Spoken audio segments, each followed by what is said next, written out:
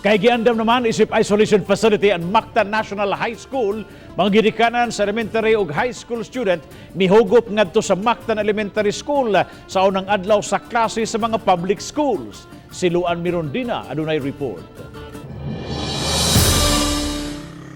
Usa ang Mactan Elementary School sa labing daghang tinun-an sa mga pampublikong tunghaan sa Dakbayan sa Lapu-Lapu. Busa ning unang adlaw sa pagbukas sa klase, ang modules lang una sa mga grade 3 students ang gi-release aron makontrolar ang gidaghanon sa mga ginikanan nga mosulod og gawas sa tunghaan.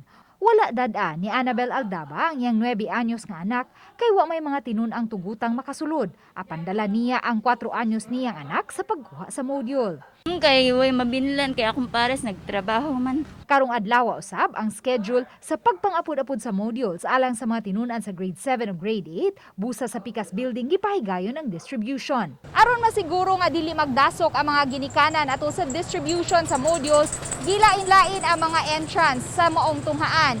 Dinhing dapita alang sa mga elementarya samtang sa Pikas nga gate alang kini sa mga ginikanan nga mukuha sa modules sa junior high ug senior high. Ning pag-distribute sa mga module sa elementary ug high school sa usa lang katunghaan, pabor alang sa mga ginikanan nga daghan og anak. Usa kanila si Elsie Buok kay gawas nga may grade 8 siyang anak. Siya usab ang tiguha sa modules sa tulo niya ka mga pag-umangkon sa elementarya ug high school. Okay kayo. Okay kayo, di na ako maglabang-labang, init kayo. Matod sa principal sa elementary school, sa pagkakaron may 2,969 na sila ka mga tinun-an ug padayon pa ang ilang pagdawat og mga enrollees. Sukwahi sa milabayng school year, andam na ang tanan nila mga modules hangtod sa week 3. Ug may offline module app usab sila alang sa mga tinun-an nga may mga Android phones. Kaya ra kayo, ma'am. Last year na kaya gayto namo. How about karon nga naka-prepare na mi?